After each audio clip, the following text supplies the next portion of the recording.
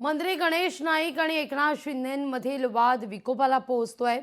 नालायकांच्या हातात नवी मुंबई पालिका गेल्यास वाटोळ होईल अशा शब्दात गणेश नाईक यांनी वक्तव्य केलेलं होतं आणि नाव न घेता श्रीकांत शिंदेंवर निशाणा साधलेला होता।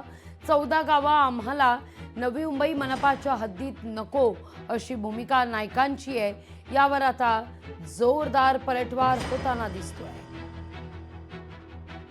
नवी मुंबईमध्ये FSR लागू केला मूर्ख लोकांनी असे शब्द त्यांनी वापरलेले आहेत, यावर तुमची काय? बघा, नव्या मुंबईचा नेता कोण होता, नव्या मुंबईचे पालकमंत्री कोण होते, खासदार कोण होते, आमदार कोण होते, महापौर कोणाची होती, सत्ता कोणाची होती, हे FSI तर आता नवीन GDCR आता आला नाही, FSI आता वाढलाय। याच्या अगोदर SIT लावून बोनकोड्याचा FSI चेक करावं। कुठल्या मूर्खांनी बोनकोड्याचा FSI वाढवला आणि कुठल्या नालायकांनी त्या बोनकोड्यामध्ये जो FSI 8 मधली 8 FSI वापरला गेलाय, कुठल्या नालायकांना त्या पाठिंबा दिला? ह्या नेत्यांनी पहिला स्वतःच्या गावामध्ये झाकून बघावं, वाकून बघावं आणि नंतर बोलावं।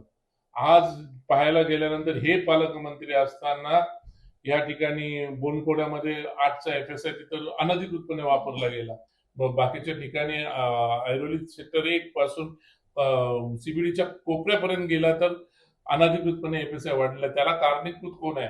हेच नव्या मुंबईचे नेते आहेत आणि हेच नालायकपणा, यांच्याच नालायकपणामुळे आज ही सर्व हे FSI वाढल्या गेलेलं आहे। वाईट वर्गाने ह्यांनीच अनधिकृतपणे बिल्डिंग बांधून ह्या लोकांनीच ह्या इकडच्याच नेत्या लोकांनी पैसे कमवले। 8चा FSI 8 मधली FSI बिल्डिंग उभे राहिले, मग त्याचा तो मनी, अनधिकृतचा मनी गेला कुठं? कोणी मलिदा खाल्लाय?